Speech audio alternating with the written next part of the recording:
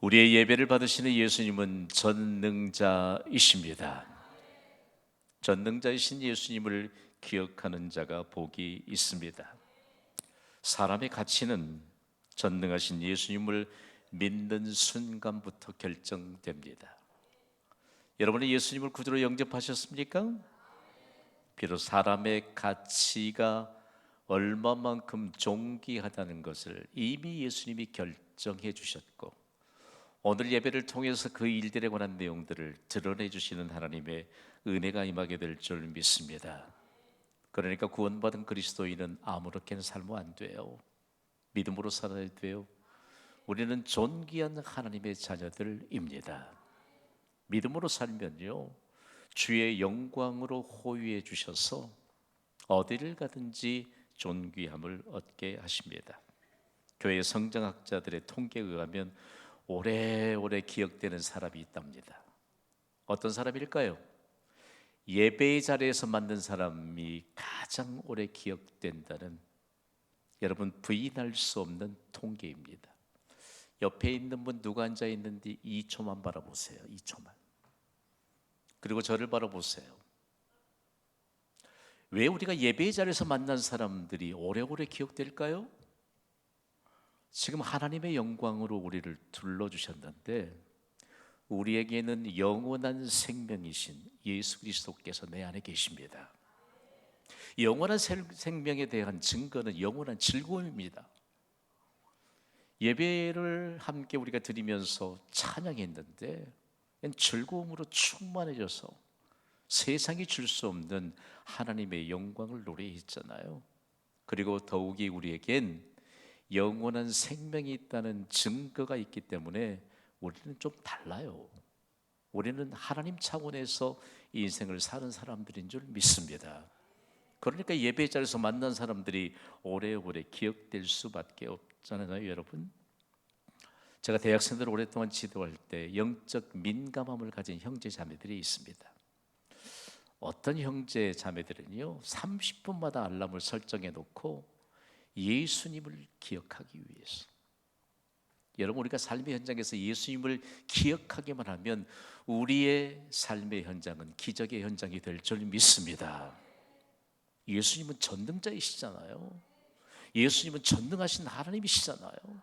예수님의 이름을 부르기만 하면 사람으로 할 수 없는 하나님의 능력이 임하기 때문입니다. 우리는 전능하신 예수님을 매 순간 기억하고 있습니까? 예수님을 기억한다는 것은 적어도 두 가지 질문에 답을 할 수 있는 믿음을 가져야 합니다. 첫 번째, 여러분을 도전합니다. 여러분은 예수님을 아십니까? 너무 초보적인 질문일까요? 그러나 이것은 차원이 다른 질문입니다. 우리가 예수님을 안다라고 말할 때 양방적인 관계가 형성된 것을 말합니다. 예수님을 안다는 것에 놀라운 하나님의 비밀이 담겨 있습니다. 예수님을 아는 자들에겐 영원한 생명이 보장됩니다. 그래서 예수님은 요한복음 17장 3절에 영생과 함께 아는 것에 대해서 이렇게 말씀하셨습니다. 함께 읽습니다. 시작. 영생은 곧 유일하신 참 하나님과 그가 보내신 자 예수 그리스도를 아는 것이니이다. 아멘. 안다고 할 때 저는 예수님을 잘 압니다. 예수님도 저를 잘 아십니다. 저는 여러분을 잘 압니다. 여러분도 저를 잘 아십니까? 잘 아시겠지요. 근데 가끔씩 이름을 몰라가지고 담임 목사라고만 해요. 담임 목사라고. 여러분 제 이름 아세요? 모르는 분이 아마 틀림없이 있을지도 몰라요. 그럴지라도 우리는 양방적인 아는 관계가 형성이 되는 것입니다. 크리스마스 시즌을 벌써부터 기다리는 사람들이 많습니다. 그날이 무슨 날인고 하니 예수님이 구주로 탄생하신 날인 것을 명확하게 기억합니다. 그러나 그들이 예수님을 구주로 영접하지 않았다면 예수님은 그들을 알지 못합니다. 그러므로 그들에게 영원한 생명, 영원한 즐거움이 보장되지 않는 것입니다. 다시 한번 도전합니다. 여러분은 예수님을 아십니까? 아멘. 예수님을 안다면 예수님을 아는 순간부터 믿음으로 살면서 놀라운 하나님의 역사에 대한 증거자로 살아가는 것입니다. 여러분 절대로 잊지 마십시오. 예수님을 아는 자들에게서 가장 큰 관건은 예수님을 찾는 것입니다. 여러분을 도전합니다. 여러분은 예수님을 찾습니까? 심각한 도전입니다. 예수님을 안다고 하면서도 예수님을 잘 찾지 않는 이런 아이러니한 시대를 우리가 살고 있습니다. 1부 예배드리고 2부 예배드리고 여전히 마음속에 남아있는 거룩한 부담감이 있습니다. 김 목사, 너의 목양진 경신교회를 섬기는 모든 성도들이 예수님을 부지런히 찾고 있느냐? 예수님을 찾는 것보다 세상을 두리번거리는 성도들은 없는지를 제게 계속 물으세요. 여러분, 우리가 예수님을 안다면 예수님을 찾는 것으로 증명해야 될 줄 믿습니다. 예수님을 부지런히 찾는 자들이 복을 받습니다. 예수님을 부지런히 찾는 자들은 예수님을 닮습니다. 저와 제 아내는 완전히 다른 집안 사람들이거든요. 닮았대요. 왜요? 매일 서로 바라보면서 사니까 닮잖아요. 여러분, 예수 그리스도를 구주로 영접한 예수님의 제자들이요, 예수님을 닮아가면서 복을 받습니다. 예수님을 닮아가야죠. 오늘 김 목사가 작정하셨나? 일주일에 주일 예배 한 번만 오신 분들을 향해 하나님이 말씀하세요. 여러분, 빈번하게 예수님을 찾는 자들이 예수님을 닮아가고 실제적으로 예수님을 닮아가는 과정 속에서 하나님이 약속하신 복이 임한다는 말씀입니다. 중요한 것은 인류 역사를 변화시키는 선한 영향력으로 살게 하십니다. 여러분, 예수님을 찾는 자들의 모습은 참 아름다워요. 거두절미하고 옆에 있는 분을 축복합시다. 당신은 참 아름다운 사람입니다. 시작. 당신은 참 아름다운 사람입니다. 오늘은 제가 의도한 바가 있어요. 비로소 오늘 예수님을 부지런히 찾기를 결단하는 자가 되시기를 주님의 이름으로 선포합니다. 예수님을 부지런히 찾으면요, 하나님의 역사가 일어나요. 오늘 본문에는 예수님을 찾는 자들이 등장합니다. 부지기수입니다. 그런데 그 가운데서도 어떤 사람들을 통해서 예수님이 역사하는가를 보여주는 본문입니다. 오늘 이 역사적인 현장은요, 우리의 눈시울을 적시게 하는 커다란 감동이 있습니다. 예수님을 찾는 사람들은 누구일까요? 오늘 이 말씀에 대한 배경을 조금 말씀드리자면, 예수님은 가버나움에서 나병 환자를 고치셨습니다. 불치병 환자입니다. 그런데 예수님이 고치셨습니다. 예수님은 전능자이시기 때문입니다. 그런데 예수님이 하나님 나라를 전파하시는데, 하나님 나라를 전파하는데 방해가 될 만큼 병 고침의 사건이 아주 이슈가 됐습니다. 그런데 예수님이 잠시 가버나움을 떠나서 병 고침에 대한 소식, 이 소문이 좀 잦아들기까지 기다렸다가 다시 가버나움에 오셨습니다. 그럼에도 불구하고 예수님의 대중적인 인기가 어마어마하게 높아졌습니다. 그래서 계속해서 하나님 나라를 전파하시는데, 이 일들에 대해서 다시 가버나움을 통해서 우리에게 강력한 메시지를 주시는데, 우리가 꼭 기억해야 될 지명은 가버나움입니다. 가버나움에 많은 사람이 모였습니다. 여러분, 저를 잘 주목하시고 오늘 이 모든 떼야 될 필수 과정들을 좀 떼기를 바랍니다. 예수님의 출생의 고향이 어디죠? 베들레헴입니다. 안 보고 계시는 분이 더러 계시군요.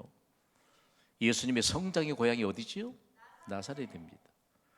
예수님의 사역의 고향이 어디지요? 가버나움입니다. 예수님이 사역하실 때 가장 많은 기적을 일으키셨던 곳이 바로 가버나움입니다. 그곳에 수많은 사람들이 모였습니다. 그 현장을 마가복음 2장 2절은 이렇게 기록하고 있습니다. 함께 읽어봅시다. 시작. 많은 사람이 모여서 문 앞까지도 들어설 자리가 없게 되었는데 예수께서 그들에게 도를 말씀하시더니 아멘. 도는 길을 얘기합니다. 여러분, 예수님은 길이요 진리요 생명이십니다. 사람들이 만들어 놓은 어떤 그럴 법한 그럴듯한 얘기가 아니고요, 예수님은 진리세요. 예수님이 천국 가는 유일한 길이십니다.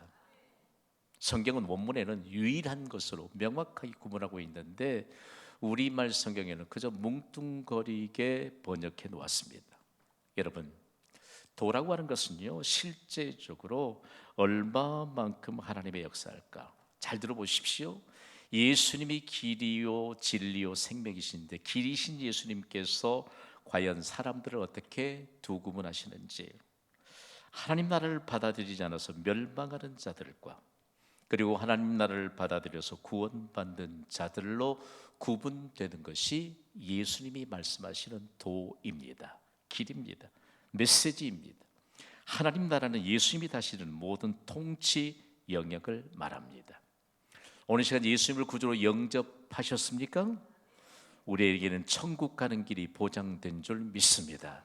그래서 천국 가는 길 속에서 우리가 받아야 될 하나님이 약속하신 복이 너무너무 많다는 말씀입니다. 그래서 사도 바울은 고린도에 세워진 교회를 향해 예수님이 전하시고 예수님이 가르치신 도가 무엇인가를 명확하게 말씀하고 있습니다. 우리 고린도전서 1장 18절 말씀을 우리 믿음으로 봤습니다. 시작. 십자가의 도가 멸망하는 자들에게는 미련한 것이요 구원을 받는 우리에게는 하나님의 능력이라. 아멘. 우리는 말씀을 너무 가볍게 여기는 줄 몰라요. 십자가의 도라고 할 때 이것은 하나님 나라를 말합니다. 여러분, 돈으로도 못 가요. 어디죠? 하나님 나라. 믿음으로 가는 나라, 하나님 나라. 예수 그리스도를 구주로 영접하는 순간 하나님 나라는 내 안에 임합니다. 그러니까 믿음으로 살면 돼요. 믿음으로 안 사니까 예배도 재미도 없는지 몰라요. 믿음으로 안 사니까 우리에게 빈번하게 부르시는 예수님의 음성을 듣지 못하는지 몰라요. 이 십자가의 도는 십자가의 말씀입니다. 실제적으로 십자가를 지신 예수님으로 인하여 구원을 받는다는 말씀이 바로 십자가의 도입니다. 여러분, 십자가를 지신 예수님으로 인하여 우리가 구원을 받습니다. 사단은 묘해요. 그래, 예수님의 이름을 부르기만 하면 구원을 받지, 거기에서 그치지 않습니다. 여러분, 십자가로 우리가 인하여 우리가 받은 구원엔 완전한 하나님의 은혜가 임합니다. 그래서 믿음으로 살아야 돼요. 믿음으로 살면 완전한 하나님의 은혜가 임합니다. 그러므로 예수님을 찾는다라고 하는 것에 대해서 얼마만큼 중요할까? 예수님을 찾는다는 것은 하나님 나라를 찾는 것을 얘기합니다. 여러분, 우리에게 없는 것 참 많아요. 특별히 우리의 자녀들을 양육할 때 부모에게 없는 것 때문에 얼마나 많은 눈물을 흘려야 될 때가 많은지 몰라요. 그러나 하나님 나라에는 부족함이 없는 줄 믿습니다. 우리의 자녀들에게 하나님 나라를 가르쳐주면 돼요. 왜 현대인들이 갈증이 많을까? 갈증이 많을까? 세상적인 갈증이 많은 것은요, 하나님 나라를 소유하지 않았기 때문입니다. 오늘 이 시대를 살아가는 그리스도인들 가운데서도 예수님을 찾는다는 것은 도대체 어떤 것일까? 하나님 나라를 찾는 것입니다. 하나님 나라의 특징은 만족입니다. 부족함이 없습니다. 오늘 이곳에서 부족함이 없는 하나님 나라를 함께 경험하는 시간입니다. 중요한 문제 하나, 여기에 수많은 사람들이 예수님을 찾아서 모였는데 가버나움에 인산인해를 이루었습니다. 겹겹이 사람들을 쌓고 있어서 도무지 병약한 사람들, 어린아이들까지도 갈 수 없는 이런 상황 속에서 중풍병자와 그리고 네 사람이 등장합니다. 여러분 생각해 보세요. 얼마나 많은 사람들이 모였길래 중풍병자와 네 사람이 예수님 앞에 갈 수가 없다. 잘 들어보세요. 성경의 배경을 좀 이해하자면, 성경의 배경이 되는 유대인들은요, 어린 아이들이 만약에 군중들 앞에 있다 그러면 무조건 길을 열어주었습니다. 맨 앞에 가도록. 그리고 병약한 사람이 있으면 길을 열어주어서 맨 앞에 가도록. 그런데 지금요, 예수님이 하나님 나라를 전파하고 계시는데 얼마만큼 하나님 나라에 몰두하고 있는지 옆 사람을 돌아볼 겨를이 없습니다. 지금 예수님께 집중하고 있습니다. 이 시대에 예수님을 향한 예배하는 자들을 흔들어 깨우고 있습니다. 예배 시간에 말씀이신 예수님에게 집중하는 자에겐 은혜의 문이 열리게 될 줄 믿습니다. 몇 년 동안 예배를 드리고 나니까 예배에 식상해진 분들이 더러 있는지도 몰라요. 그러나 말씀이신 예수님께 집중하면 예배는 생명력이 넘칩니다.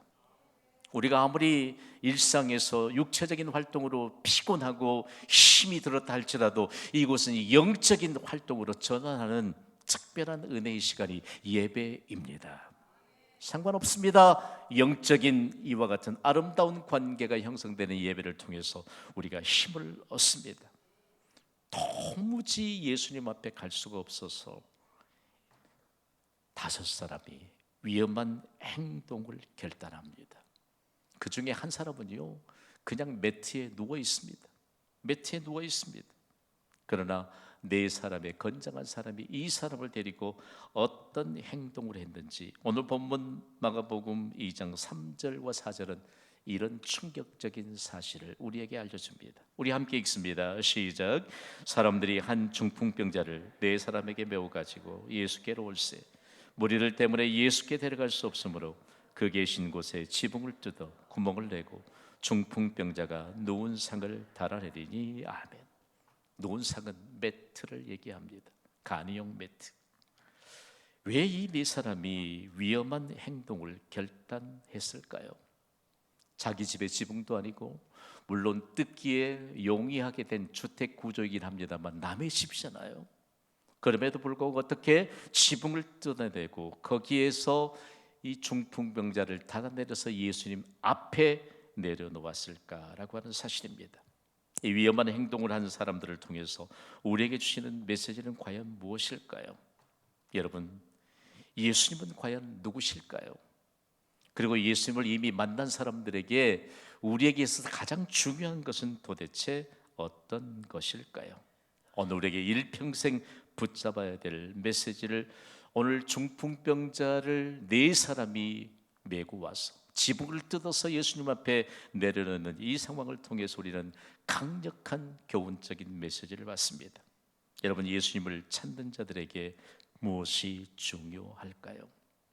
여러분, 예수님은 우리의 소망인 줄 믿으시면 아멘 하시기 바랍니다. 우리의 유일한 소망은 예수님이십니다.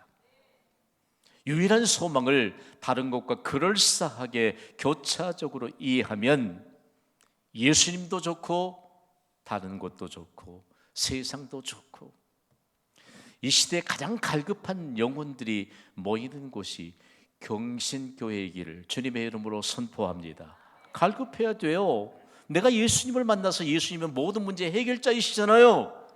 그러니까 가장 우선적인 순으로 예수님께 나와 예배하는 자에게 문제의 해답을 주실 줄 믿습니다. 당시의 중풍병은 불치병이었습니다. 그런데도 불구하고 예수님께 소망을 둔 이 4사람의 믿음이 참으로 중요합니다. 그런데 실제적으로 고침을 받아야 될 누워서만 지내는 중풍병자가 이 4사람의 뜻에 동의하지 않았다면 이곳까지 올 수도 없었을 것입니다. 중요한 문제 하나입니다. 이런 상황 속에서 우리에게 강력한 메시지를 주십니다. 지금 현대적인 용어로 좀 바꾸자면 응급 환자가 발생한 것입니다. 사람들이 겹겹이 쌓고 있어 못 갖고 있는데 지붕을 뜯어내서 예수님 앞에 문제 해결자인 예수님 앞에 내려놓는 이 상황들을 보면서 우리는 과연 무엇을 깨워야 할까요? 여러분, 예수님께 오늘 잘 나오셨습니다. 오늘 이곳에서 모든 문제를 해결받는 은혜가 임하기를 주님의 이름으로 선포합니다. 다음으로는요, 다 굉장히 중요한 메시지가 있는데 예수님께 데리고 오라는 메시지입니다.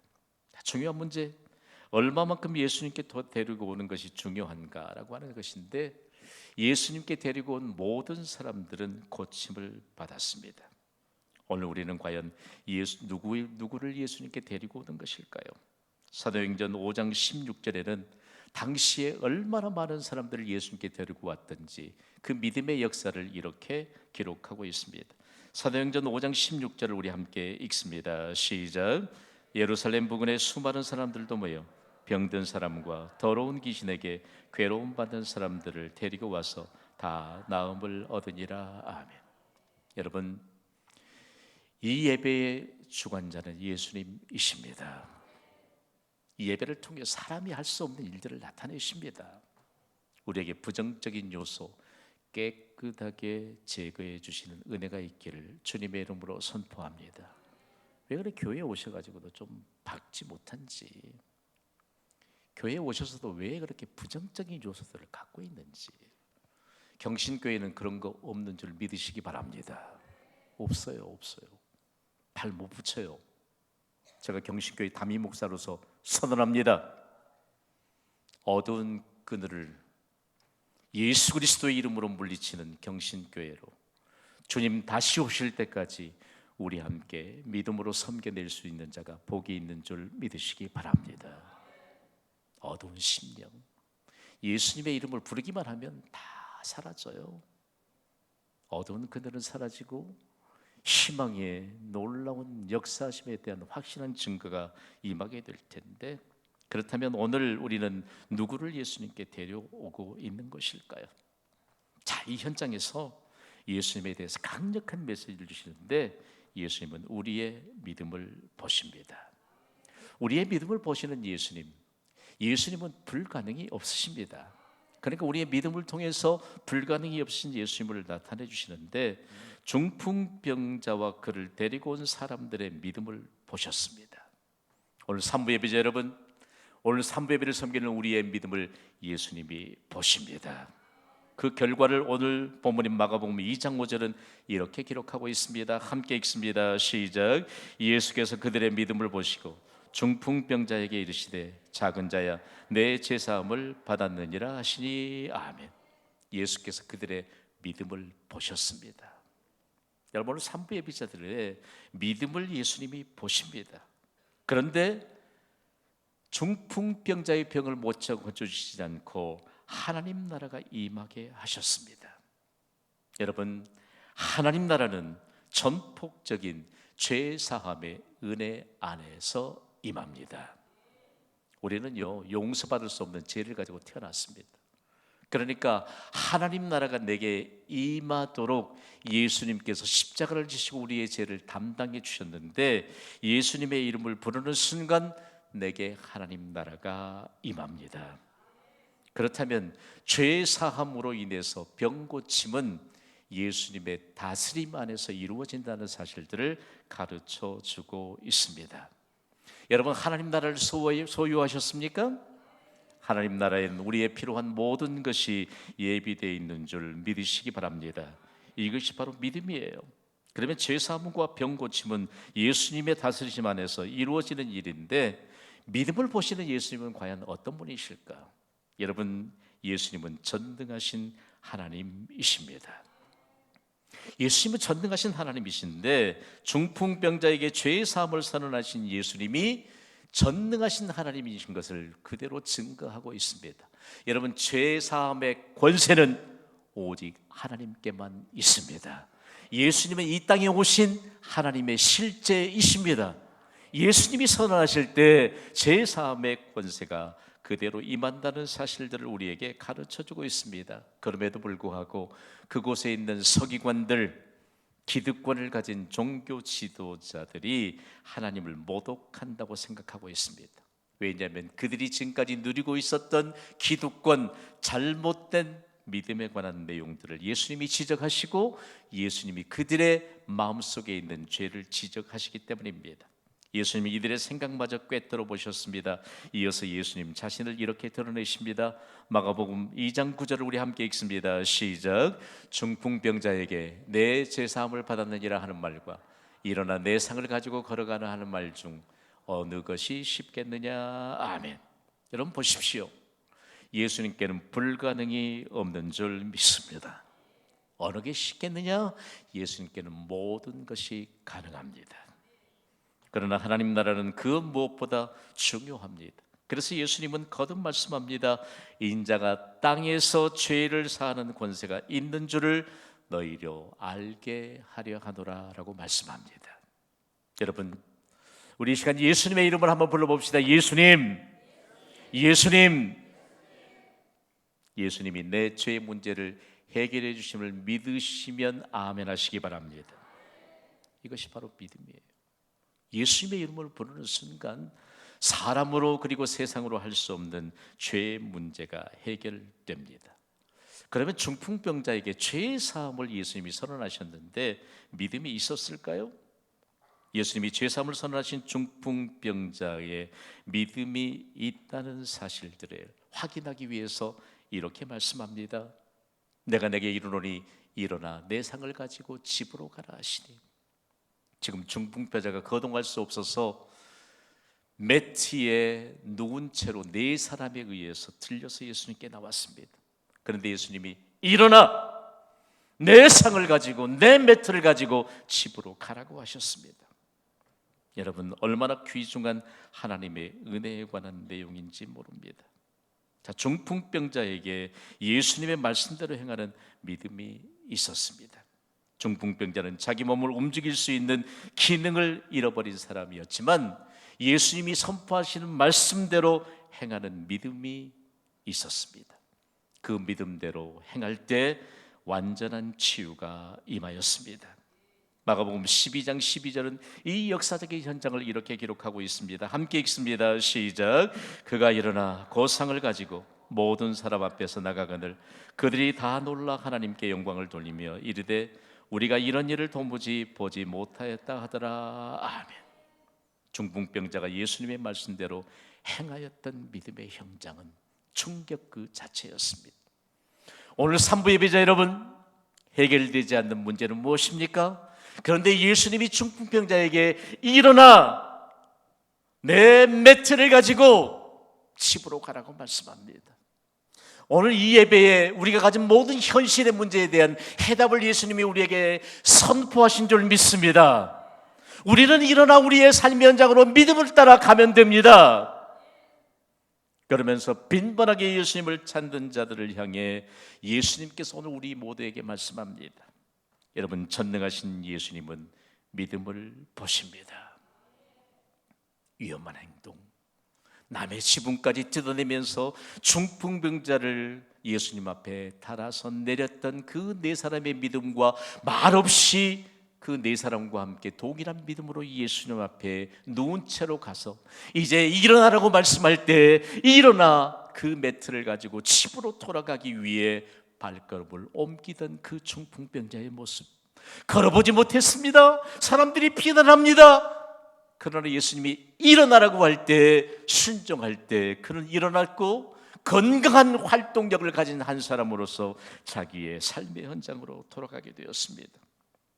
사람이 보기에 위험한 행동이었고 위험한 결단이었습니다. 그러나 예수님 앞에서 내가 당장에 손해볼 것 같은 일들을 예수님이 말씀하시는데 우리가 믿음으로 결단하면 놀라운 하나님의 역사가 일어납니다. 베드로라고 하는 예수님의 제자는요, 예수님 믿기 전 얼마나 부자였는지 몰라요. 배도 여러 척 갖고 있었고 그리고 선을 또 많이 거느리고 있었습니다. 고기잡이 전문가입니다. 아마 고기잡이 명수 중에 명수인데 어느 날은 고기가 잘 잡히는 한밤중에 고기가 잘 잡히는 기표에서 밤새도록 그물을 내렸지만 한 마리의 고기도 잡지 못했습니다. 기가 막힌 실패를 맛보았습니다. 그리고 아침 동이 틀려고 할 때 이제는 그물을 거둬야 할 시간이기 때문에 그물을 어부들과 함께 씻어내는 그 현장에서 예수님이 찾아오셨습니다. 그리고 이 시몬에게 비상식적인 명령을 하셨습니다. 깊은 데로 가서 그물을 내려 고기를 잡으라. 여러분, 고기잡이 전문가인 이 베드로에게는요 비상식적인 예수님의 명령입니다. 깊은 곳에는 고기가 없습니다. 지금은 그물을 내릴 때가 아니고 그물을 거둬야 할 때입니다. 여러분, 그런데 예수님은 깊은 곳으로 가라고 하고 그물을 내리라고 합니다. 그리고 고기를 잡으라고 합니다. 고기잡이 전문가인 베드로는 예수님의 말씀에 위험한 행동을 합니다. 왜요? 전문가 체면이 있지. 수십 년 동안 고기잡이 명수로 살아왔던 베드로가 전혀 상식 밖에 일을 명령하고 있는 예수의 명령에 순종하다니, 이건 비난받을 수 있는 위험한 행동이요 결단이었지만 예수님의 말씀에 순종했습니다. 그 결과를 성경은 이렇게 증거합니다. 함께 읽습니다. 시작. 그렇게 하니 고기를 잡은 것이 심이 많아 그물이 찢어지는지라. 아멘. 산부 예배자 여러분, 우리의 상식전에서 예수님을 이해하고 있지는 않습니까? 예수님은 우리의 상식선에서 역사하시지 않습니다. 예수님의 말씀에 의지해서 위험한 행동을 결단하는 믿음으로 기적을 행하시는 하나님 차원의 인생을 살도록 우리에게 말씀합니다. 예수님이 새벽기도의 모범을 보이셨는데 새벽기도 한 번 했더니 하루 종일 정신이 혼미하더래요. 위험한 상황이다. 예수님의 말씀에 위험한 행동을 결단하면 복이 있을 줄 믿습니다. 여러분, 상식선을 벗어나서 초월해서 역사하시는 그 예수님은 여전히 우리에게 위험한 행동을 결단한 것을 촉구하십니다. 오늘 말씀 받은 산부 예배자들이 일평생 동안 기억될 만한 역사의 전환점이 될 수 있기를 주님의 이름으로 축원합니다. 우리의 믿음을 보시는 전능하신